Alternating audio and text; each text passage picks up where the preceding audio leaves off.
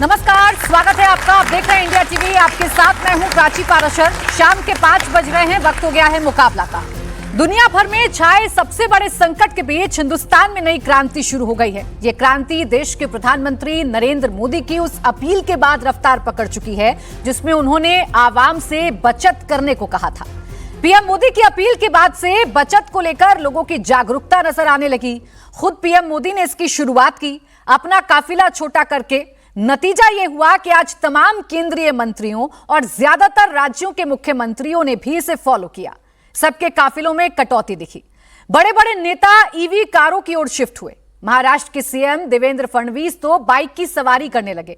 मध्य प्रदेश के CM Mohan Yadav metro से चलते दिखे। कईयों ने पब्लिक ट्रांसपोर्ट का इस्तेमाल शुरू कर दिया।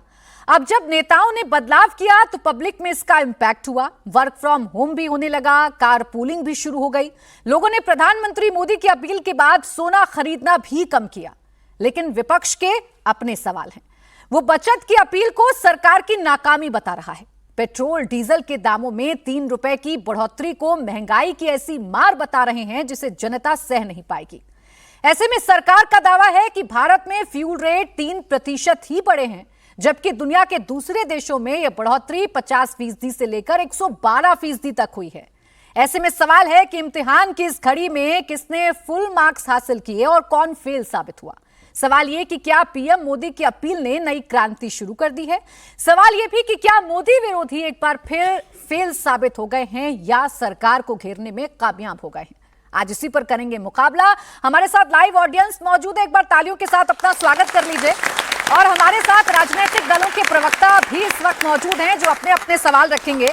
हमारे साथ है निशा चौधरी, प्रवक्ता आरएलजी, तालियों के साथ मैम का स्वागत कीजिए। हमारे साथ हैं संजीव झा, प्रवक्ता आम आदमी पार्टी, तालियों के साथ संजीव जी का स्वागत कीजिए। और हमारे साथ समाजवादी पार्टी का पक्ष रखने के लिए समाजवादी पार्टी के प्रवक्ता धर्मेंद्र यादव हैं, तालियों के साथ स्वागत कीजिए। थोड़ी ही देर में प्रदीप भंडारी, प्रवक्ता भारतीय जनता पार्टी, भी हमारे साथ होंगे। मैं धर्मेंद्र यादव जी आप ही से शुरुआत कर रही हूं। एक मुहिम जो प्रधानमंत्री ने छेड़ी, एक अपील जो प्रधानमंत्री ने की, उसका असर दिख रहा है। आपको अच्छा लग रहा है ये देखकर कि नहीं लग रहा है कि बड़े बड़े मंत्री, बड़े बड़े मुख्यमंत्री और खुद प्रधानमंत्री, सबका काफिला छोटा हो गया? प्राची जी, नरेंद्र मोदी अगर कोई ऐलान कर दें उसे आप क्रांति कहने लगती हैं। नरेंद्र मोदी जी ने परीक्षा पे चर्चा किया था और मुझे लगता है 2014 के बाद से लेकर आज तक करते रहे, और अभी तक 99 पर्चे लीक हुए। ये किस क्रांति का उदाहरण मुझे बताइए दर्शकों, आप लोग बताइए। 20 लाख लोग नीट की परीक्षा देते हैं, अगर उनके माँ बाप को जोड़ लिया जाए तो 40 लाख वो लोग हो गए। 60 लाखों के जीवन को बर्बाद करके मोदी जी क्रांति कर रहे हैं, इसलिए ताली बजा दीजिए आप लोग एक बार, अच्छा लगेगा मुझे। नोटबंदी किया मोदी जी ने, नोटबंदी करके भारतीय जनता पार्टी के जितने नेता थे सबके काले धन को सफेद कर दिया और बोले थे पूरे देश से काला धन चला जाएगा और आतंकवाद की रीढ़ टूट जाएगी। ये बहुत बड़ी क्रांति थी मोदी जी की। उसके बाद से पठानकोट में हमला हुआ, पहलगाम में हमला हुआ, पुलवामा में हमला हुआ, पूरा देश हमले से तार तार हुआ और कह रहे थे कि वहां रीढ़ टूट जाएगी। ये भी एक क्रांति थी मोदी जी की। तो मोदी जी की क्रांति के बारे में अगर हम लोग जाने तो कच्चा तेल की कीमत जब $65 प्रति बैरल हुआ करता था तब मोदी जी ने रेट 1 रुपया नहीं घटाया, क्योंकि पूंजीपतियों को फायदा नहीं मिलेगा। जैसे ही अंतर्राष्ट्रीय बाजार में कच्चे तेल का दाम बढ़ा और पूंजीपतियों को दबाव आया, बोले नहीं भैया बढ़ा देंगे हम, तुरंत 3 रुपया बढ़ा दिया। तो ये सरकार क्या आम जनता की है या पूंजीपतियों की है, तो या उनके दबाव में काम कर रही है? ये पूंजीपति क्या यूएई में भी है? ये पूंजीपति क्या यूनाइटेड स्टेट्स में भी है? ये पूंजीपति क्या चाइना में भी है? ये पूंजीपति क्या यूके में भी है? और ये पूंजीपति क्या ऑस्ट्रेलिया में भी है? भारत के पूंजीपतियों के लिए पूरी दुनिया काम कर रही है।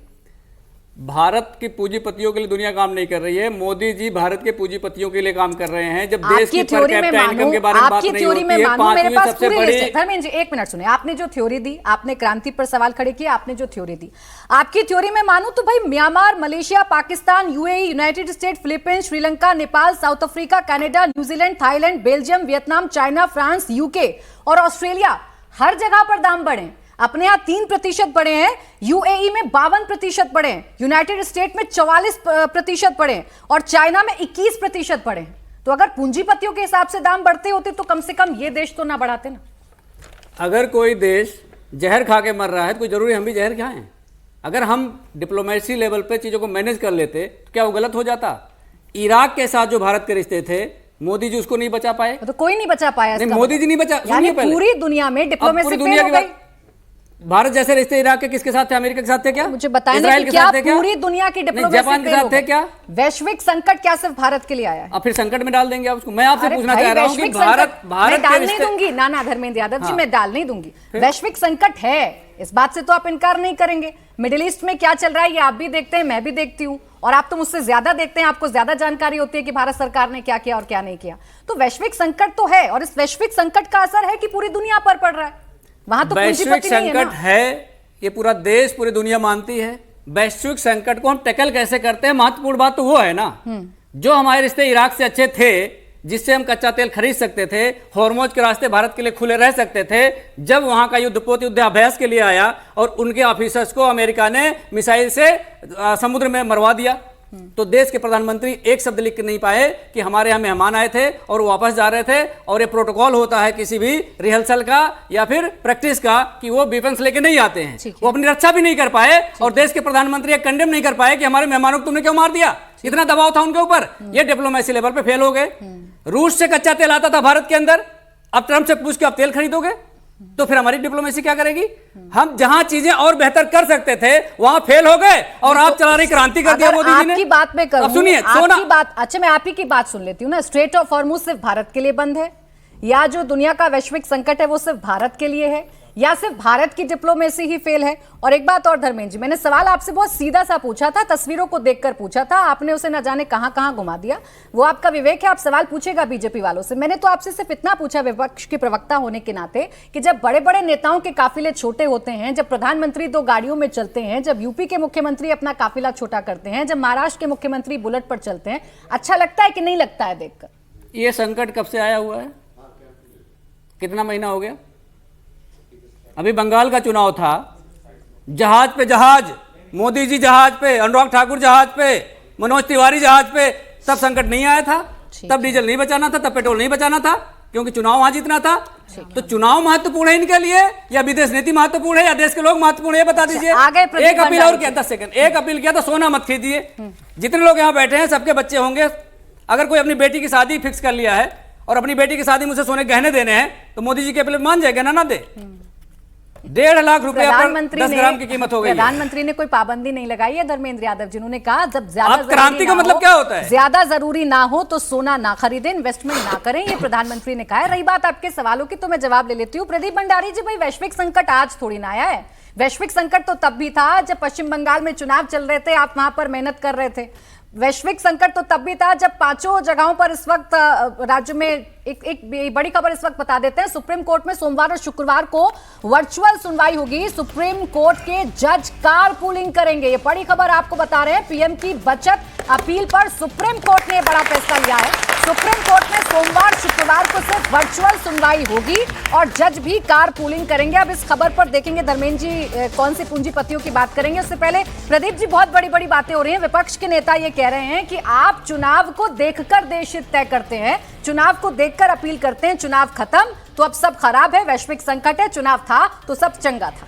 प्राची जी, एक बात हमको समझनी चाहिए कि भाई तेल कोई अखिलेश यादव के घर पे नहीं मिलता है या राहुल गांधी के घर पे नहीं मिलता है, 10 जनपद पे नहीं मिलता है। बचकानी बातें इनको करना बंद करनी चाहिए। मोदी की नाली में मिलता है, फिर उचक गए। गुजरात की नाली में मिलता है गैस। देखिए, गुजरात की नाली में मिलता है देखिए, पेट्रोल। नाम क्यों ले रहे बोल रहे थे? गुजरात की नाली में पेट्रोल पूरी मिलता डिबेट है। में नहीं बोलने दूंगा, गुजरात की नाली में पूरी डिबेट में नहीं बोलने दूंगा, मैं वापस से कह रहा हूँ, मैं पूरी डिबेट में नहीं बोलने दूंगा, पूरी डिबेट खराब हो जाएगी आपकी। पूरी डिबेट में नहीं बोलने दूंगा, पूरी डिबेट में नहीं बोलने दूंगा, मैं वापस से कह रहा हूँ धर्मेंद्र जी, पूरी डिबेट में ना आपको बोलने दूंगा ना संजीव जी को बोलने दूंगा। अहंकार नहीं है, मेरी विनम्रता है, आखिरी बार मैं वार्न कर रहा हूँ। पूरी डिबेट में नहीं बोलने दूंगा, पूरी डिबेट में नहीं बोलने दूंगा आपको और संजीव झा को। मत छेड़ो, छेड़ोगे तो छोड़ूंगा नहीं, मेरे को अपनी बारी में बोलने दो। जी अपनी वजह से उनको क्यों संकट में याद रखना, आपके उनको भी नहीं छोड़ूंगा। बोले अगर आप मुझे डिबेट को चलने दें, आप चाहते हैं देश के सामने बातें आए, बोले आप यहाँ पे दादागिरी बंद करिए। अच्छा बोले, जल्दी बोले प्रदीप भाई। तेल अखिलेश यादव के घर पे नहीं मिलता है, तेल 10 जनपद पे नहीं मिलता है, तेल। चलो भैया अब बोलो, बोलो अखिलेश के प्रवक्ता, बोलो।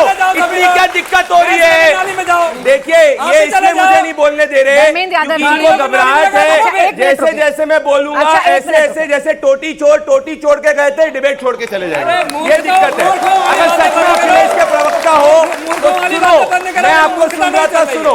देखिए प्राची जी, मैंने आपके डिबेट के रूल्स को फॉलो किया। जब ये बोलेंगे मैं कह रहा हूं खुलेआम से इनको ही बोलूंगा। बोले तेल अखिलेश के घर पे नहीं मिलता है, तेल 10 जनपद पे नहीं मिलता है, दुनिया के अंदर तेल का संकट है। ये कह रहे 2 महीने पहले क्यों नहीं बढ़ा? कितने आम आदमी विरोधी लोग हैं ये चाहते थे पहले दिन ही महंगाई कर दो, जिससे ये लोग राजनीतिक अवसरवादिता के तहत देश के अंदर अपनी राजनीतिक रोटी सेके। अरे भैया, अगर चुनावों से इतनी दिक्कत है तो वन नेशन वन इलेक्शन में क्यों नहीं समर्थन करते हो? इनको दिक्कत इस बात की है प्राची जी कि दुनिया में महंगाई की सबसे कम मार भारत के अंदर हुई है। म्यांमार में 112% पेट्रोल डीजल बढ़ा है, यूएई के अंदर 86% बढ़ा है, अमेरिका में 48% बढ़ा है, चीन में 25% बढ़ा है और भारत में सिर्फ 3% बढ़ा है। भारत की सरकार ने सबसे कम महंगाई की मार इधर रखी है। तीसरी बात, भाई भारत की वजह से यह संकट नहीं हुआ है।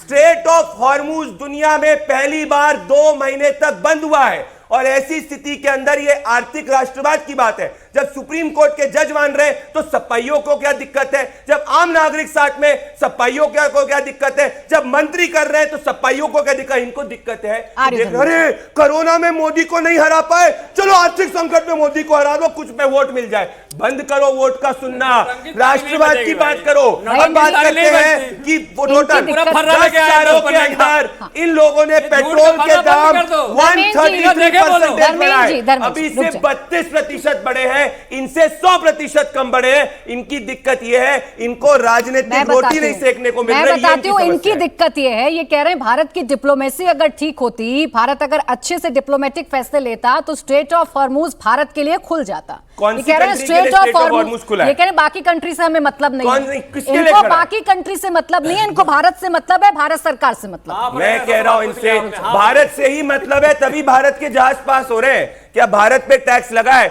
अभी ईरान के फॉरेन मिनिस्टर यहां पे आए थे, उनके सामने कहा स्ट्रेट ऑफ हॉर्मुज जो है उसको खुलना चाहिए। इसके पहले रशियन फॉरेन मिनिस्टर ने कहा कि भारत के साथ हम लॉन्ग टर्म स्ट्रेटेजिक तय करेंगे। यूएई में जहां प्रधानमंत्री जी गए वहां पे लॉन्ग टर्म एलपीजी की डील करी है, पर इनको नहीं दिखेगा। इनको समस्या यह है कि भारत का आम नागरिक सड़क पे क्यों नहीं निकल रहा? भीड़ तंत्र जो अरविंद केजरीवाल कन्वर्ट करना चाह रहे थे, लेकिन प्रदीप भंडारी जी, 2 बातें भी एक साथ नहीं हो सकती ना। एक तरफ आपकी सरकार कहती है सब ठीक है, एक तरफ आपकी सरकार कहती है हमारे पास स्टॉक्स हैं, एक तरफ पेट्रोलियम मिनिस्टर कहते हैं सब ठीक है, सब अंडर कंट्रोल है, और दूसरी तरफ महंगाई की मार जनता पर डाल देते हैं। तो दोनों चीजें एक साथ नहीं हो सकती। हम में से सब में से किसी को नहीं पता कि ये वैश्विक संकट कब तक चलेगा। मैं इनसे पूछता हूं, 1 दिन चलेगा, 1 महीने चलेगा, 10 दिन चलेगा, 5 दिन चलेगा? आप बताइए कितने दिन चलेगा? अरे अमेरिका को भी नहीं पता कितने दिन चलेगा, ईरान को भी नहीं पता कितने दिन चलेगा, किसी को नहीं पता है। तो हम कंटिजेंसी की बात करें। अरे तुम पढ़ लिख के नहीं आते, तुम मदरसा में पढ़ते हो, पढ़ाई लिखाई नहीं आती है, इसीलिए ये हाल हो चुका है। पॉलिटिक्स की बात करेंगे, न्यूज चैनल देखो, झूठ का पर्चा लेके आओ, लिखाई करो, झूठ का पर्चा लेके आओ, झूठ का, तब जाके सत्ता में झूठ का पर्चा लेके आओ। धर्मेंद्र यादव जी, आप चाहते हैं कि मैं डिबेट को अच्छे से करूं और जनता को समझ में आए, तो एक दूसरे के बीच में बोलना छोड़ना होगा, क्योंकि जनता के सरोकार का मुद्दा है, हमारे देश का मुद्दा है। अब संजीव जी, सवाल यही है, सरकार ये कह रही है हम पहले दिन कर देते, तब भी आप चिल्लाते, तब भी आप कहते कि सरकार को देखिए देश की चिंता नहीं है, दुनिया ने नहीं बढ़ाए, हमारे देश ने बढ़ा दिए। सरकार ने आज बढ़ाए हैं, तब भी आपको दिक्कत है कि देखिए आज क्यों बढ़ा दिए, तो चुनाव को देखकर फैसला है। करे तो करे क्या सरकार? नहीं, हम ये कह रहे हैं कि जो आवाहन अब आज कर रहे हैं वो 3 महीना पहले कर सकते थे। 3 महीने पहले ही अब देखिए ये गलत बात है, ये गलत बात है। मैंने बीच में नहीं बोला, सुनो मेरी बात, मैंने बीच में नहीं बोला, तो क्या सुनने की क्षमता रखो तुम। आप इनके साथ में चुप कराइए, ऐसे में डिबेट नहीं करता, ये मूर्खों से डिबेट नहीं करता मैं, ये मूर्खों से डिबेट नहीं करता मैं, ये मूर्खों से डिबेट नहीं करता मैं, ये मूर्खतापूर्ण डिबेट नहीं करता मैं। चुप कराइए इनको, मैं चुपचाप सुनता रहा, चुपचाप सुनो, चुपचाप सुनो। अरे तुमसे भी मैंने मूर्खतापूर्ण बातें नहीं, मूर्खतापूर्ण बातें नहीं। प्राची जी, थोड़ा बड़ा दिल दिखाइए। अगर देश देख रहा है, मूर्खों की तरह व्यवहार करना बंद करो, मूर्खों की तरह व्यवहार करना बंद करो। अरे मुक्ता आप करते हो, पंजाब में 15 गाड़ियों में घूमते हो, दारू तुम पी के बोलने नहीं दूंगा फिर। अच्छा रुक जाए, देश देख रहा है। मेरा कहना बस इतना है कि प्रधानमंत्री 3 महीना पहले भी आह्वान कर सकते थे। ठीक है। पूरे विश्व पिछले 3 महीने से तैयारी कर रहा है कि अगर ये संकट हो तो इस संकट से हम कैसे जूझेंगे। परेशानी यह है कि देश के प्रधानमंत्री को देश के प्रबंधन की जिम्मेदारी थी, लेकिन देश के प्रधानमंत्री चुनाव के प्रबंधन को चुना, और चुनाव के प्रबंधन की बात जब आती है, चुनाव की प्रबंधन की बात जब आती है, इसका मतलब अरविंद केजरीवाल पंजाब में क्या कर रहे हैं? ऐसे नहीं करूंगा, चुप कराइए, या तो कहिए तुम मूर्ख हो। आपका साथी सबसे बातें बंद करो, मूर्खतापूर्ण बातें बंद करो, इसीलिए दिल्ली में सत्ता बंद करो। Pradeep ji, I am requesting you please, ऐसे नहीं हो पाएगा। चर्चा जिन्होंने 8 बार दूसरी बारी किया चाहते हैं कि सरकार का पक्ष है तो बिल्कुल रुक जाएं, अब दोनों की बात आने दीजिए। तो परेशानी यह है कि जब प्रधानमंत्री को देश के प्रबंधन की जिम्मेदारी 12 साल से करनी थी, उन्होंने चुनाव का प्रबंधन किया। ये 3 महीने क्यों नहीं आह्वान किया? क्योंकि बंगाल में चुनाव था, बंगाल में चुनाव का प्रबंधन कर रहे थे, देश का प्रबंधन भूल गए। तो इसका मतलब यह है कि नरेंद्र मोदी जी देश के प्रधानमंत्री कम है, बीजेपी के प्रचार मंत्री ज्यादा हैं, चुनाव मंत्री ज्यादा हैं। एक बात आप बताइए, आपने अभी एक और बात कहा कि सभी मंत्रियों ने सुन लिया, काफिले कम कर दिए। आपने देखा प्रवेश वर्मा यहां के मंत्री रील देखा आपने कि वो साइकिल पर चल रहे हैं, 4 गाड़ी से रील बन रही है। इनके लिए रील की अपॉर्चुनिटी है, ये प्रोपेगेंडा करते हैं, ये कोई मतलब नहीं है इनको देश से, कोई मतलब नहीं है मुद्दों से। एक बात बताइए आप, मैंने एक खबर और बताई, एक बात बताइए, जज साहब कर रहे हैं सुप्रीम कोर्ट, अच्छी बात है, प्रोपेगेंडा नहीं अच्छी बात है, वो तो रील नहीं इनका प्रोपेगेंडा आपने देखा ना कि कैसे साइकिल चल रहा है, पीछे से रील बन रहा है। हाँ। एक बात आप समझिए कि प्रधानमंत्री देश को आह्वान कर रहे हैं कि आप 95 रुपए का तेल मत खरीदिए या कम खरीदिए, लेकिन प्रधानमंत्री के एक दोस्त अमेरिका में कहते हैं कि हम 95,000 करोड़ रुपए आपके यहां निवेश करेंगे और 14,000 नौकरी देंगे। क्यों? कहते हैं कि हमारा एक केस ड्रॉप कर दो। तो प्रधानमंत्री के दोस्त 95,000 करोड़ अमेरिका को देंगे और यहां बैठे नौजवान कहेंगे हम 95 रुपए का तेल नहीं खरीदें।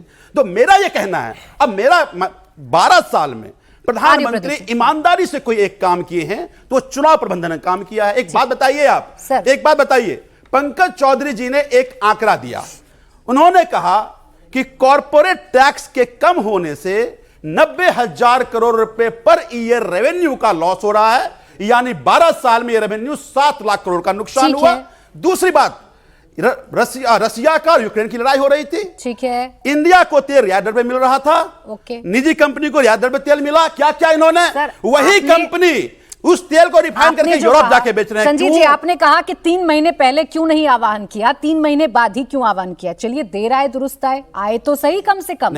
अब ये जो बचत वाली पॉलिसी है, ये ठीक है कि नहीं है? मैं बस इतना जानना चाह रही हूं, मेरे विपक्ष का मत क्या है इस पर। तब सवाल नियत पे खड़ा होता है कि क्या वाकई आप नियत पर करिए, इफ एंड बट करिए। सर, मैं कह रही हूं, आप जितने सवाल करने प्रदीप भंडारी जी से, निशा जी से, दोनों से करिएगा, ये जवाब देंगे, मैं आपको पूरा मौका दूंगी। बस इतना बता दीजिए कि जो तस्वीर मेरा देश इस वक्त देख रहा है और जो खबर मैं अपने देश को बता रही हूं कि सुप्रीम कोर्ट के जजेस भी कारपूलिंग कर रहे हैं और वो कह रहे हैं कि सुनवाई भी हम वीडियो कॉन्फ्रेंसिंग से करेंगे, ये ठीक है कि नहीं है? नहीं, अगर देश की जरूरत है, अच्छा कदम है। मैं प्रधानमंत्री की नियत पे सवाल खड़ा क्यों कर रहा हूं? एक बात समझिए, एक तरफ कह रहे हैं कि इंडिया की ऑयल की क्राइसिस है, दूसरी तरफ ये कह रहे हैं कि हम रसिया से ऑयल नहीं लेंगे। क्यों? कब कहा?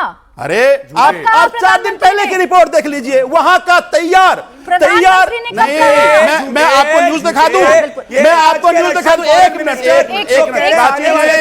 प्राची जी, आज से 4 दिन पहले रसिया में तैयार कार्गो, रसिया में तैयार कार्गो कहां नहीं लेंगे? कहां से लेंगे? वेनेजुएला से। सर, मेरे पास रसिया से, सुनिए, मेरे पास सरकार का कोई ऐसा ऑफिशियल स्टेटमेंट नहीं है, हो सकता है मुझसे मिस हो गया हो। आप मुझे बताइएगा, सरकार के किस मंत्री ने ये कहा या कहां पर ऐसा ऑफिशियल स्टेटमेंट जारी किया कि हम रशिया से तेल नहीं खरीदेंगे? मैं आपको आंकड़े भी दे देता हूं, मैं आपको जानकारी भी दे देता हूं। दीजिए। प्रधानमंत्री ये कह रहे हैं कि हम तेल खरीदेंगे वेनेजुएला से। क्यों? क्योंकि अमेरिका कह रहा है वेनेजुएला से तेल खरीदो। वेनेजुएला से तेल आने में लगेगा 60 दिन, रसिया से तेल आने में लगेगा 30 दिन, रेट पड़ेगा 4 गुना। रशिया से नहीं खरीदेंगे, ये कब कहा? रशिया से नहीं खरीदेंगे, कब कहा? आप आंकड़े देख लीजिए कि रसिया से जो तेल आता था इस साल, इस महीने 45% तेल कम रसिया से आया है, वेनेजुएला से आपने बनाया। विपक्ष की चिंता है। अंतिम बात है, एक अंतिम बात, एक बात बताइए आप। हमने आपको एक आंकड़ा दिया कि रियायत दर से तेल आई इंडिया और ओके। इंडिया के निजी कंपनी तेल भेजा यूरोप में, नुकसान हुआ 60,000 करोड़ का रेवेन्यू। मैं अब जवाब लेती और हूं। विंडफॉल राजेश जी, टैक्स आप रुक 24,000 जाइए, करोड़ का आप रुक जाइए, नुकसान, देखिए, क्योंकि अभी प्रधानमंत्री संजीव जी चुनाव ने में कहा, व्यस्त थे, बेशक नुकसान देर से हुआ। कहा, लेकिन संजीव जी ने कहा कि अगर बचत की तरफ हम बढ़ रहे हैं तो कदम अच्छा है, लेकिन ये अच्छाई इनको इसलिए नजर नहीं आती क्योंकि सरकार की नीयत में खोट है, इनको सरकार पर यकीन नहीं है, इन्हें लगता है कि सरकार जो कर रही है वो सिर्फ प्रोपोगेंडा के लिए कर रही है। प्राची जी, राष्ट्रीय लोकदल की तरफ से मैं एक बात कहना चाहूंगी, क्या ये पहली बार ऐसा हुआ है कि बचत कीजिए, गोल्ड ज्यादा मत खरीदिए, तेल के भाव बढ़ गए? क्या ये पहली बार हुआ है देश में? इससे पहले लाल बहादुर जी की सरकार में हुआ, उससे पहले इंदिरा गांधी जी के समय पे हुआ, पीवी नरसिंह राव जी के समय हुआ, मनमोहन जी के समय पे हुआ। यानी कि जब जब देश में कोई दिक्कतें आती हैं तब तब होता है, और इससे पहले तो तब भी हुआ जब देश में कोई संकट नहीं था। गोल्ड के लिए एक्ट तक बना दिए गए थे, यहां तक कि ये भी कहा गया लाल बहादुर शास्त्री जी की तरफ से तो कि हमें एक समय का उपवास रखना चाहिए। तो आप बताइए, आज जो भी माननीय प्रधानमंत्री जी ने, देश के यशस्वी प्रधानमंत्री जिन पर हमें बहुत गर्व है, उसका कारण कि आज उन्होंने अपील की है कि इन चीजों से कि हम विदेशों में शादी ना करें, हम विदेशों में घूमने का दौरा ना लगाएं, हम ज्यादा सोना ना खरीदें, हम पेट्रोल की बचत करें। क्या अगर मैं बात कहूं, सबसे छोटी इकाई होती है अपना परिवार, क्या परिवार पे भी ऐसा हम नहीं करते हैं? अगर हमें बच्चे की शिक्षा पे पैसा खर्च करना, उस पे खर्च करते हैं, ब्रांडेड कपड़े और सोना खरीदने पे करते हैं। आज शिक्षा सबसे बड़ी चीज है। आज पेरेंट्स को पूछिए, अगर वो परिवार का बजट बनाते हैं तो पहले शिक्षा देते हैं, सोने के गहने खरीदते हैं। तो आज देश के ऊपर, पहले बता देती हूँ मैं, उसके ऊपर भी शिक्षा मंत्री ने साफ कहा, एक्सेप्ट तो करते हैं, आपकी तरह डिनाई नहीं करते कि हमारे टाइम पे तो हुआ ही नहीं, हमने डिनाई नहीं किया। उन्होंने कहा कि अगली बार से ये ऑनलाइन होगी। दूसरी बात, आप मुझे बताइए, यहाँ इतनी सारी माताएं और बहनें बैठी हैं, क्या ये सब खर्चे करने इतने जरूरी हैं कि जो हमारे देश पे ही संकट आ जाए? जो चीज हमारे देश में उत्पादित ही नहीं होती है, जिसका हमारे पास कोई सोर्स ही नहीं है, और हमारा खजाना खत्म होता जा रहा है, हमारी विदेशी मुद्रा उसके ऊपर खर्च हो रही है, और उसको अगर हम थोड़ा बहुत बचा करके अपने देश के इस संकट से उबर सकते हैं, तो आपको क्या लगता है, अगर देश के नागरिक होने के नाते हम अधिकारों के लिए डंडे उठाते हैं, झंडे उठाते हैं, यहाँ पर आंदोलन करते हैं, तो क्या देश पर जब संकट आए तो हम अपनी जिम्मेदारियों के लिए झंडे नहीं उठाएंगे? क्या अपने अधिकारों के लिए सिर्फ लड़ना आता है हमें? क्या देश के प्रति कोई जिम्मेदारी होनी चाहिए कि नहीं होनी चाहिए? मैं मानती हूं कि देश के प्रति अगर अधिकारों के लिए हम लड़ सकते हैं तो सबसे पहले हमारा फर्ज और जिम्मेदारी सरकार कह रही है, और आप लोग बार बार यही बता रहे हैं, लेकिन यहाँ सवाल विपक्ष का कुछ और है। उनका सवाल यह है कि अगर आपको वाकई में चिंता थी तो जब आप बंगाल में बड़े बड़े काफिले लेकर चलते थे, क्या तब तेल खत्म नहीं हो रहा था? तब पता थोड़ी था इतने दिन और चलेगा। कितनी बार ऐसा हुआ कि युद्ध खत्म होने वाला है, कितनी बार ऐसा हुआ कि फिर तो अभी भी है।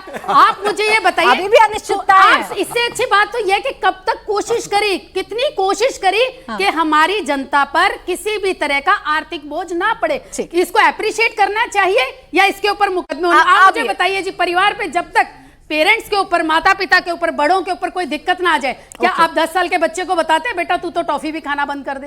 अरे देश के प्रधानमंत्री जी ने इतना सोचा कि मेरे देश की जनता पर मैं समय से पहले बोझ ना डालूं। परिवार का उदाहरण जब तक ऐसा नहीं लगा, और ये बात तो सच है ना, आप मुझे बताइए, जब तक देश के प्रधानमंत्री जी को ऐसा नहीं लगा ठीक है मैडम, अब जरूरी है तो तब कर दिया। अब ये भी तकलीफ है कि पहले करना चाहिए था, पहले कर देते तो कहते दीजिए इस बात का जवाब दीजिए। अभी संजीव जी ने भी कहा, मैं उन्हीं की बात को कोट करूंगी, एक सेकंड। उन्होंने भी कहा कि थोड़ा समर्पण अगर बचत हो रही है तो बचत करना ठीक है, तस्वीरें अच्छी हैं जो आ रही हैं। मैं फिर वो सवाल दोहराऊंगी, अभी जो काफिले छोटे छोटे हो रहे हैं, जो वीवीआईपी कल्चर जिसकी बात की जा रही थी, अभी जब मंत्री कोशिश कर रहे हैं, तो क्या जनता के मन में इस बात का विश्वास नहीं जगेगा कि जब मेरा नेता कर रहा है तो आइए मैं भी बचत करता हूं, और बचत से अगर संकट टल जाए धर्मेंद्र जी तो कोई दिक्कत है?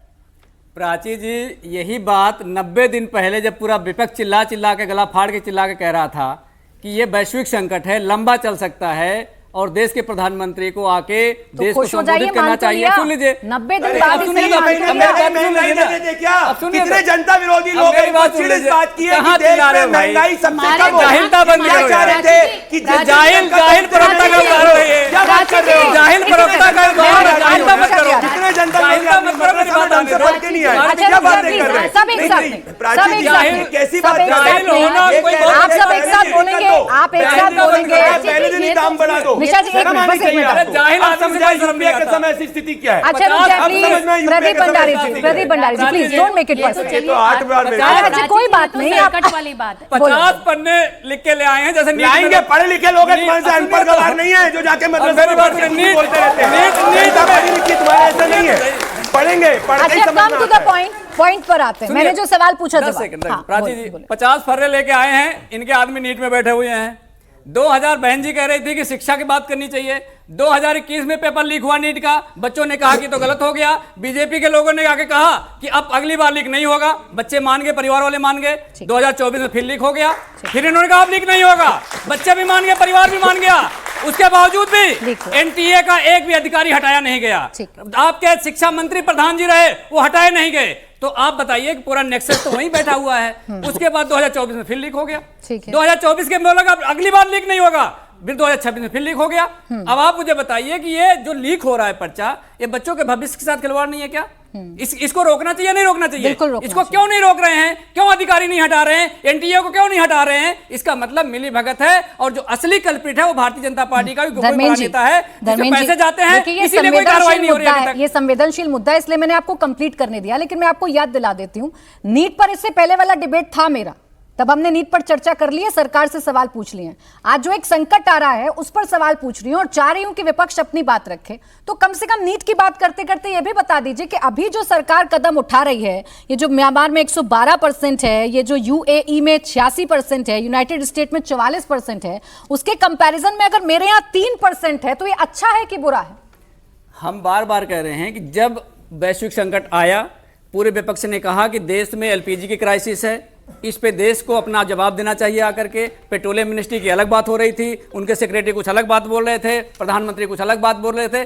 उसके बाद उस समय आप लोग और पूरा सत्ता पक्ष के लोग ये कह रहे थे कि विपक्ष पूरे देश में पैनिक फैला रहा है। तो क्या आज देश के प्रधानमंत्री पैनिक फैला रहे हैं? 112% के कंपैरिजन में 3% अच्छा है कि बुरा है? नहीं, 112 तो ज्यादा है, 3% अच्छा है, उसमें क्या दिक्कत अच्छा है ना? उसमें क्या दिक्कत है? कुछ तो किया इन्होंने कम से कम। मैं बता रहा हूँ क्या कर रहे हैं। दुनिया के इसका हिसाब से तो कंट्रोल में इसका रखा मतलब है। कुछ नहीं कर रहे थे आप, ये कह रहे कुछ नहीं कर रहे थे, कुछ तो किया। ये भी तो आप मान नहीं, अभी तक कुछ नहीं कर रहे थे, कुछ तो किया।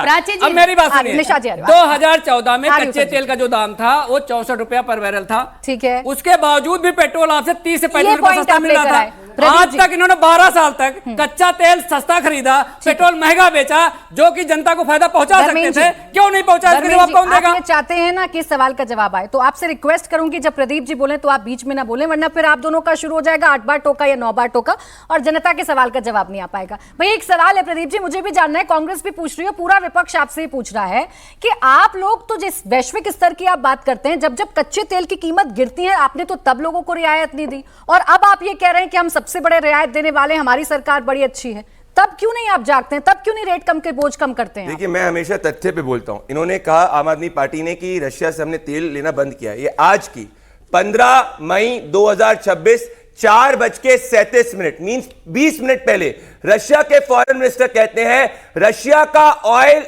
एक्सपोर्ट भारत पे बड़ा है, अभी तक का सबसे ज्यादा है। नियत किसकी झूठी है? इनकी झूठी है। Point number 1। तो जो ये बोले झूठ बोलते हैं और सच इसके विपरीत है। अब आपने बात करी डेटा की।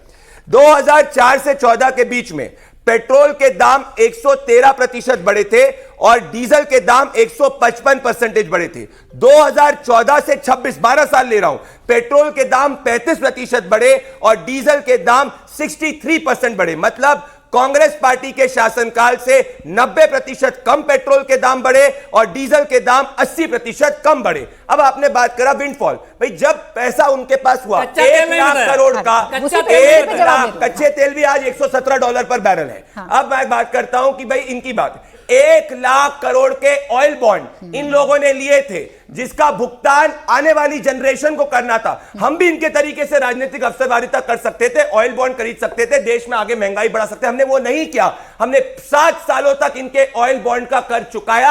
आज 0 कर्ज है। ये हमने करा, पहली बात उस पैसे से। अब दूसरी बात मैं कहना चाहता हूं, इन्हें नीट की भी बात कर दी, पर नीट पे मैं हर छात्र को हाथ जोड़कर आश्वासन करना चाहता हूं, किसी को नहीं छोड़ा जाएगा। इनके जैसे नहीं 2004, 6, 7, 8, 11, 12, 13, 14 सब तरफ पेपर लीक हुआ, किसी पे एक्शन नहीं लिया। एनटीए का कोई अधिकारी भी पाया जाएगा, उस पर भी एक्शन लिया जाएगा, ये मैं गारंटी दे रहा हूं। अब मैं आता हूं इनके एक मूल पॉइंट पे। ये कह रहे हैं 3 महीने पहले क्यों हुआ। प्राची जी, मैं आपसे पूछना चाहता हूं, जिस दिन क्राइसिस शुरू हुआ, क्या आप ये चाह रहे थे कि अगले दिन ही हम दाम बढ़ा देते?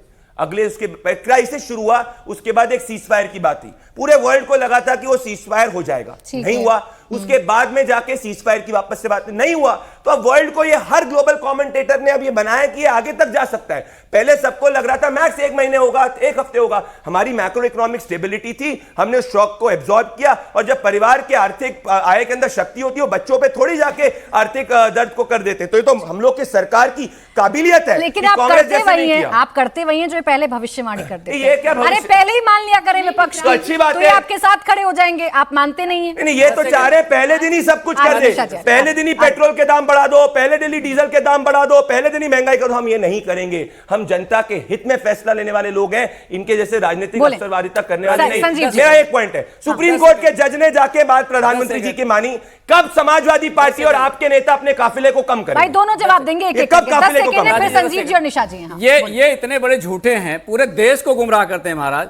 165 लाख करोड़ रुपया पूंजीपतियों का माफ किया गया। क्यों किया? कौन सी रिश्तेदारी? झूठ बता दो। फिर झूठ। अरे बोले मत जाओ। अब कौन से 165 लाख करोड़ रुपया कैश बेचते थे सबका के दफ्तर में, सबको पता है। सुन लो, बचकानी बातें मत करो प्लीज। दूसरी बचकानी बातें मत करो। आज पूरे देश का लोन इनके समय आप भी ना बोले। कुछ भी बातें कर रहे हैं। आप अपनी बात में काउंटर करिएगा अपनी बात। आज पूरे देश पर सबसे बड़ा कर्जा है, 260 लाख करोड़ रुपए का कर्जा है आज देश पर। 2014 में 40 से 50 लाख करोड़ रुपया था, और वर्ल्ड बैंक का सबसे बड़ा अपनी बारी पर काउंटर, अपनी बारी पर। अरे भैया मैं अच्छा हूं, तुम खराब बोलोगे तुम सत्ता के बाहर हो। मुझे जितना तुम खराब बोलो, जिसको ये खराब बोलते हैं उसको जनता समर्थन करती है। इन्होंने अरविंद केजरीवाल को अच्छा बोला, अरविंद केजरीवाल सत्ता से बाहर चले गए। उधार लेकर के पूरी भारतीय जनता पार्टी घी पी रही है। अच्छा, एक बात आपत्ति नहीं है, एक सवाल का जवाब पूंजीपतियों को भी पिला रहे हैं। हमारी आपत्ति इस बात की है। फिर संजीव जी को आना है चर्चा में। आपने एक सवाल पूछा, उसका जवाब प्रदीप जी ने दिया। आपने कहा जब कच्चे तेल की कीमतें गिरती थीं तो ये क्यों नहीं कम करते थे दाम। इन्होंने ऑयल बॉन्ड का जिक्र किया, उस पर क्यों नहीं बोलते हैं? ऑयल बॉन्ड लेना या सरकार अपने जिस तरीके से हम करते थे, जनता पर बोझ डालते थे, वो ठीक था? सरकार ने उसे चुकाया है। वही तो मैं कह रहा हूं, वर्ल्ड बैंक से कर्जा लेना बहुत अच्छा है क्या? आज भारत पर सबसे ज्यादा कर्जा है आजादी के बाद। उसकी जवाबदेही किसकी है मुझे बताइए? आप गूगल कर उसकी जवाबदेही किसकी है? भारतीय जनता पार्टी की है कि नहीं? अरे भैया पैसा कहां जा रहा है? बड़े उद्योगपतियों से मिलने वाले अखिलेश यादव बात कर रहे हैं यहाँ पे। चौथी सबसे बड़ी है की बैटिंग में आता है, लेने में सबसे नंबर 1 पर है। एक में इनका झूठ एक्सपोज हो जाएगा। संजीव जी अब थोड़ा रुक जाए। संजीव जी, आप तो आम आदमी पार्टी हैं, आप तो आम लोगों की पार्टी करते हैं, आप तो आम लोगों की बात करते हैं। रुक जाए प्लीज प्रदीप जी, रुक जाए। आप तो आम लोगों की पार्टी बात करते हैं। भाई ये तो बहुत अच्छा मौका है। अरविंद केजरीवाल जो अपने आप को सिंपल मैन दिखाते हैं, कहते हैं मैं आम आदमी हूं, भाई आप भी चल दीजिए पब्लिक ट्रांसपोर्ट से, अच्छा ही रहेगा, आपकी राजनीति को भी सूट करेगा और देश का भी भला हो जाएगा। देखिए, तीनों बातें मैं पहले कहा। एक मैं पहले आपको 2 दिन पहले का न्यूज दिखा दूं कि इंडिया हैज, द हिंदू का न्यूज है, India has decline Russia offer to sell it liquefied natural gas. ठीक है, ये 2 दिन पहले की न्यूज है जो ये कह रहे थे। एक बात। दूसरी बात, आप महंगाई की बात कर रहे थे। इन्होंने कहा कि हमने महंगा नहीं किया और अलग अलग देशों का उदाहरण दिया। मैं आपको एक और फैक्ट चेक करने के लिए कह रहा हूं कि आपकी अपनी अर्निंग का 17% खर्चा आपको ऑयल पे हो रहा है, जबकि किसी भी कंट्री से नाम ले रहे थे वहां 5% से ज्यादा नहीं है, कहीं 2%, कहीं 3%, कहीं 5%। दूसरी बात कि जब ये 2014 में आए थे तो कहते बहुत हुई महंगाई की बार, अब की बार मोदी सरकार। तब तो उन्होंने नहीं कहा था कि ये ऑयल बॉन्ड खरीद लिया, तेल हमें महंगा करना पड़ेगा। तो उन्होंने क्या कहा था? तेल बहुत महंगा है जी, हम सस्ता करेंगे। क्या कहा था? डॉलर का कंपटीशन हमारे उम्र से हो रहा है, अब तो हमारे पिताजी की उम्र से हो रहा है कंपटीशन। तो मेरा ये कहना है कि तब क्या मोदी समझ नहीं थी? और सोना की बात कर रहे हैं, प्रधानमंत्री जी कहा ना सोना नहीं खरीदना चाहिए। 2013 का उनका स्टेटमेंट याद करा दीजिए। उन्होंने क्या कहा था कि सोना खरीदने से अर्थव्यवस्था कैसे खराब हो सकता है। ना समझ लोग हैं। शुक्र है कि 12 साल गवर्नेंस करते करते ये तो याद आया कि सोना का इकोनॉमी से रिश्ता है। और अंतिम बात जो मैं आपको कह रहा था, मेरा सवाल अंतिम बात मेरा ये कहना है कि ये सब गलतियां या गड़बड़ियां हो क्यों रही हैं। मैंने पहले ही शुरू में कहा कि प्रधानमंत्री केवल चुनाव प्रबंधन में लगे हैं, देश इनके कुछ दोस्त चला रहे हैं। और आपको पहले ही कहा कि सैक्रिफाइस हम तो करेंगे, इनके दोस्त 95,000 करोड़ अब दे दिए अमेरिका को, उनसे सवाल नहीं पूछेंगे। मैं आपसे पूछ रही हूँ, आप आम आदमी की बात करते हैं, आम आदमी की तरह कब आपके नेता चलेंगे? कब मैं भगवंत मान जी को देखूंगी, कब मैं अरविंद केजरीवाल जी को देखूंगी? आपने कहा बचत करना अच्छा है, भाई चले ये प्रोपेगेंडा करते हैं, आप तो नहीं करते। जब हम तेल बचा सकते हैं अपने काफिले को छोटा करके, तो आपके नेता कब मेरा इसमें 2 स्टैंड है। पहला आपने प्रधानमंत्री जी की काफिला छोटा करने की बात किया, मैं उसके खिलाफ हूं, क्योंकि उनको जो सिक्योरिटी मिला है वो इंटरनल सिक्योरिटी एक्सेस असेस किया कि उनको आज मान लीजिए खुदा ना खास्ता कुछ प्रधानमंत्री को हो जाए, फिर देश का क्या होगा? इसी तरह से जिसकी जो सिक्योरिटी असेसमेंट है, उसको पंजाब में मुख्यमंत्री की हत्या हो चुकी है। क्या आप चाहते हैं क्या इसी तरह से देश झेले? और बार बार मैं कह रहा हूं कि ये जो प्रॉब्लम है, अगर ये प्रॉब्लम होती तो 3 महीना पहले कहते छोटा नहीं होना चाहिए। नहीं, वो जो 10-10 गाड़ियों का काफिला हम ये कह रहे हैं कि वो जो नेता लेकर चलते हैं बड़ी-बड़ी गाड़ियां, वो बिल्कुल नहीं होना चाहिए। आप आम आदमी की बात करते हैं, बिल्कुल नहीं होना चाहिए। वो बिल्कुल, मैं तो अभी मेट्रो पे चढ़ता हूं, वो बिल्कुल नहीं होना चाहिए। लेकिन आज आपको अच्छा नहीं लग रहा? लेकिन मोहन यादव जो एमपी के मुख्यमंत्री हैं, वो मेट्रो में सफर कर रहे हैं, आपको अच्छा नहीं लग रहा? अच्छा, जाने से पहले सम्राट चौधरी पैदल चले गए सचिवालय, कितनी गाड़ियां और कैमरे थी। और एक बात, प्रधानमंत्री जी ने 1 साल कहा है ना, ये लगातार 1 साल करें, एक बात नहीं। दूसरी बात ये लगातार 1 साल तक ये दिखे केवल रील ना बने, पहली बात। दूसरी बात, हम ये कह रहे हैं आप रील नहीं बनाते ना, आप तो रील नहीं बनाते, इसलिए आप नहीं देख रहे हैं ना, आप सब रील देख रहे हैं। आप हमारी मेट्रो की आम आदमी की बात, मुझे बता दे अरविंद केजरीवाल मेट्रो में कब चढ़े, मुझे आप बता दें। रील छोड़ दीजिए, आप मुझे बता दें अरविंद केजरीवाल मेट्रो में कब चढ़े, या भगवंत मान जी कब मेट्रो में चढ़े, बता दें। एक बात समझिए, रील छोड़े आप, प्रधानमंत्री जी ने इस देश में जब कोई आह्वान किया, प्रधानमंत्री जी नोटबंदी का आह्वान किया था। प्रधानमंत्री पर चले गए, नोटबंदी पर चले गए, पड़ेगा ना। आपने कहा आप रील नहीं बनाते। मैं सुन रही हूँ सर, मैं बहुत आराम से सुन रही हूँ, लेकिन आपने कहा कि ये लोग रील बनाते हैं, आप लोग रील नहीं बनाते, सिर्फ ये लोग रील बनाते हैं। चलिए ठीक है, आप ही बता दें मुझे, मेरी जनता को बता दे, लाइव ऑडियंस है, कि कब अरविंद केजरीवाल जी मेट्रो में चढ़े, या कब भगवंत मान जी मेट्रो में चढ़े, या कब पैदल चलने की तस्वीर आई, या कब उन्होंने अपना काफिला छोटा कर दिया। रील ही तो नहीं बनाते, बता तो सकते हैं ना। मुझे लगता है कि ना तो ये मुझे ऑडिट करने की जरूरत है, ये अब मैं मेट्रो पे आऊं, सुनिए, मैं मैं अब मेट्रो में आया हूं, तो ना तो मैं अरविंद केजरीवाल जी को कह के आया हूं, और ना भगवंत मान मुझे कह के जाएंगे मेट्रो में चल रहा हूं, तो ये सवाल वाहियात है। एक बात वाहियात सवाल है, बिल्कुल।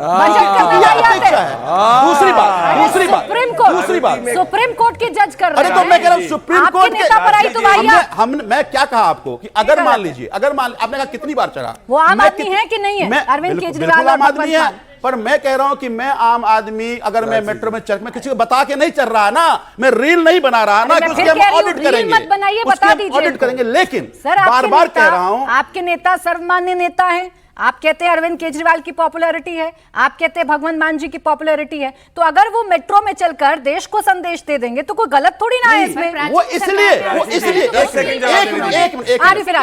अरविंद केजरीवाल जी ने प्रेस कॉन्फ्रेंस करके ये कहा कि प्रधानमंत्री जी ने बड़े आह्वान किए हैं। बिल्कुल ठीक है कि अलग अलग समय में प्रधानमंत्री ने आह्वान किया, लेकिन ये बड़ा आह्वान था, तो क्या देश की गंभीर आर्थिक संकट की तरफ जा रहा है? प्रधानमंत्री बता दें, हम कर लेंगे। प्रधानमंत्री आह्वान करेंगे, रील करेंगे, मान जरूरी नहीं है बनाते वो, रील बनाने की बात जहां तक है, आप कितने सारे निकाल लीजिए, जनता बैठी है, इनको भी पता होगा। सरकार बनने से पहले अरविंद केजरीवाल जी ने कितनी रीलें बनाई हैं कि हम सिक्योरिटी नहीं लेंगे, हम बड़ी बड़ी गाड़ियों में नहीं लेंगे, हम लाल बत्ती खत्म कर देंगे, हम ये खत्म। जितना प्रचार उन्होंने किया है, मुझे लगता है उसके बाद सीखने लगे लोग कि प्रचार भी कुछ होता है। जितना केजरीवाल जी ने किया है कि हाथ में तो झाड़ू है, लेकिन सफाई नोटों की हो रही है, बस गंदगी की नहीं हो रही है। आज अगर मैं बात करूं तो आज हमारे देश की अर्थव्यवस्था 11वें से चौथे और 5वें नंबर पे आई है, तो ये किसने करी? ये पूछिए ना विपक्ष अगर बताना चाहता है तो। आप देश के प्रति समर्पित होने की अगर प्रधानमंत्री जी अपील करते हैं तो देश पहले है, राजनीतिक रोटियां पहले हैं। राजनीति अपनी जगह है, लेकिन राजनीति के लिए अगर हम देश को सेकेंडरी रखेंगे तो मुझे लगता है जनता जरूर जवाब देगी। और 140 करोड़ की जनता ने, खासकर माता बहनों ने, सभी ने सुना है कि जो हमारे प्रधानमंत्री जी ने अपील की है हम उस पर जरूर चलेंगे, क्योंकि हमारे देश की चीजें हमारे ही देश में रहनी चाहिए। हम अपनी अर्थव्यवस्था को कभी भी खराब नहीं होने देने के लिए हर कदम पर साथ देंगे, देश का साथ देंगे, अपने प्रधानमंत्री का साथ देंगे। वो बात आपकी ठीक है, लेकिन प्रदीप जी, आपकी सरकारों में ये कल्चर क्यों है कि विपक्ष उफ भी करे तो आप कहते हैं पैनिक है, पैनिक है, पैनिक है। विपक्ष आपसे एक सवाल भी करे तो आप कहते हैं देशद्रोही है, देशद्रोही है, देशद्रोही है। अरे सवाल करना उनका अधिकार है भाई, सवाल पूछेंगे आपसे तब तो ना जनता का भला होगा। पूछिए भाई। पर अरविंद केजरीवाल क्या कह रहे हैं कि भारत का युवा नेपाल और बांग्लादेश जैसे सड़क पे निकल जाओ और भारत के लोकतंत्र को त्राही त्राही मचा दो। यह सवाल है कि भारत के लोकतंत्र को खत्म करने की बात है, यह भारत के लोकतंत्र को खत्म करने की बात है। ये कहते थे केजरीवाल जी मारुति में चलूंगा, वैगनार में चलूंगा, ओपन चैलेंज है, जरा 12 साल में कब मारुति में चले, कब वैगनार के अंदर चले, भगवंत मान ने कब जाके एक मेट्रो का सफर किया। ये शीश महल के नीचे नहीं देखते, जब सुप्रीम कोर्ट के जज समझ सकते हैं कि दुनिया में इस वक्त वैश्विक संकट है, ये क्यों नहीं समझ सकते? क्योंकि इनको अपना चॉपर प्यारा है। अरे कम से कम चॉपर छोड़ो, समय आम आदमी आ जाओ। अब इन्होंने बोला कि उस वक्त की स्थिति, उस वक्त क्या स्थिति थी जब प्रधानमंत्री जी बात कर रहे थे? करंट अकाउंट डेफिसिट 5% क्रॉस कर गया था, देश में महंगाई दर 12% क्रॉस कर गया था। ये कह रहे थे आइसक्रीम मत खाओ मिडिल क्लास, ये 8 बजे के बाद पेट्रोल पंप बंद करने की बात कर रहे थे। आज स्थिति क्या है? महंगाई दर 5% से कम है। आज स्थिति क्या है? करंट अकाउंट डेफिसिट 2% से कम है। इनके समय विदेशी मुद्रा भंडार $290 बिलियन था, आज विदेशी मुद्रा भंडार $700 बिलियन, $690 बिलियन हो चुका है। और ये लोग तो सोने को गिरवी रखने वाले लोग हैं, इनके चक्कर में मत आओ। इन्होंने 70 साल में देश की अर्थव्यवस्था का बेड़ा गर्क कर दिया। आश्वासन देना चाहते हैं सबसे कम संकट भारत में होगा, और भारत की सरकार ने जैसे कोविड काल के अंदर महामारी को पार किया था, वैसे ये महामारी आपके साथ में पार करेगी।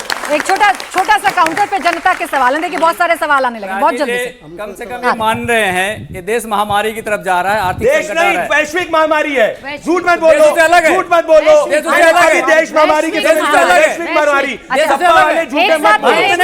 साथ नहीं। वैश्विक संकट जब भी होता है तो ये तो देश में नहीं है, उसका प्रभाव देश में नहीं है, प्रभाव सबसे कम देश में है, ये मैं कह रहा हूँ। ठीक है, चलो ठीक है, जल्दी इनके सवाल। देश के सबसे पहले प्रधानमंत्री हैं नरेंद्र मोदी जी, जिन्होंने परीक्षा पे चर्चा किया है, कोई नहीं कर पाया आज तक। लाल बहादुर शास्त्री से लेकर जवाहरलाल से लेकर कोई नहीं कर पाया आज तक। उसके बावजूद भी अगर 90% लीक हो जाए, अरे भैया ये पता चलता है कि आप कहते क्या हो करते क्या हो। हमारा सवाल ये है, हमारा सवाल है जो कथनी करने का भेद है, ये सपा की सरकार ने ये बिल्कुल पकड़ेंगे, बिल्कुल पकड़ेंगे, बिल्कुल पकड़ेंगे, अपील होती है, बिल्कुल पकड़ेंगे, आप सवाल नहीं करेंगे, बिल्कुल हमारी जिम्मेदारी है। जाहिलता क्यों करते हो यार? भंडारी जी रुके, हाँ बोले। मोदी जी की अपील को देश सीरियस लेता है। मोदी जी ने कहा हम किसानों के लिए 3 काले कानून ले आए हैं, पूरे देशवासी मान जाओ। किसानों को पता चला कि ये किसानों के हित में नहीं है, सारा किसान खड़ा हुआ। उनकी अपील के बाद भारत सरकार किसान बिल को वापस ली, इसीलिए मोदी की क्रेडिबिलिटी कम हुई है। सुनिए, मोदी जी की क्रेडिबिलिटी एक मिनट, बस एक सवाल का जवाब दीजिए, फिर इनके बहुत सारे सवाल हैं। ये बता दीजिए, सुप्रीम कोर्ट के जजेस तो फॉलो कर रहे हैं भाई, वो तो कह रहे हैं कि हम कारपूलिंग करेंगे। अखिलेश यादव कब कर रहे हैं? वो जब जरूरत पड़ेगी तब करेंगे, अभी जरूरत नहीं है, अभी तो कह रहे हैं हालात खराब है। राम मंदिर भी जब अभी तो कह रहे हैं देश में है ही नहीं संकट, ये तो कह रहे हैं देश में संकट है ही नहीं, अभी तो पैसे संकट है। शीशमहल वाली विदेश जाएंगे मेंटोस वाली नहीं छोड़ेंगे, विदेश जाएंगे नहीं छोड़ेंगे, नहीं छोड़ेंगे अपना ऐसा। ठीक है, अब मैं सवाल लेती हूँ। 10 सेकंड और प्राची जी, एक बात बस 10 सेकंड। आज देखिए 2014 के बाद मोदी की जो लोकप्रियता है पूरे देश में सबसे कम आज अभी 18 स्टेट के अंदर हमारी सरकार। अरे भाई सुनिए, अब देश में कहां चलेगा?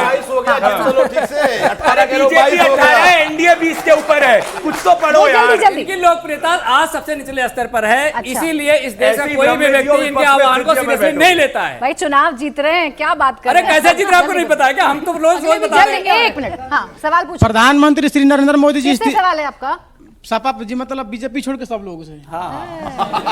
प्रधानमंत्री श्री नरेंद्र मोदी जी स्थिति परिस्थिति को देखते हुए सबको सलाह दे रहे थे, इसमें गलती क्या है? 5 प्रधानमंत्री के नाम कोट कर रहे हैं जो कि अपने टाइम उनको मतलब शासन करते हुए स्थिति परिस्थिति घबरा गया था। पर जब 1947 में भारत आजाद हुआ तो 1948 में खाद्यान्न उद्योग पर संकट छा गया था, तो क्या बोल रहे हैं कि 1 सप्ताह में एक बार आपको उपवास रखना पड़ेगा। कौन ये उसके बाद जब इंदिरा गांधी आती है तो कहते हैं बिजली में संकट हो गया, उसके बाद नक्शबंदी करवा देती है, फिर उसके बाद एक ऐसा संकट आता है कि सवाल ये है कि प्रधानमंत्री के सलाह में दिक्कत क्या है? मैं 2 सवाल ले लूं, उसके बाद जवाब दीजिएगा। हाँ बोले। हेलो, मैं कहना चाहता हूँ, माइक आगे कर लीजिए, ऐसे कर लीजिए। हाँ हाँ, हेलो, मैं कहना चाहता हूँ, सवाल किससे है आपका सर? मैं किसी पार्टी का नहीं कह रहा हूँ। सवाल पूछना है सर। हाँ सवाल मुझे जो है सपा से ही पूछना है, आम आदमी से पूछना है, दोनों से पूछना है। जब 70 साल कांग्रेस ने राज किया, उसमें बहुत बाती घटनाएं छिपाई गई हिंदुस्तान के अंदर, हमारे देश के अंदर। हमको नई बातें ऊर्जा मिली नरेंद्र मोदी के द्वारा। मैं नरेंद्र मोदी का नहीं था, लेकिन बहुत ऊर्जा मिली हमें, और हाथों हाथ उनकी बातों को हमने कवर कर लिया। उसके बाद क्या हुआ, उन्होंने जो विपक्ष ने फिर भी उनको जो कुछ कहना था कहा।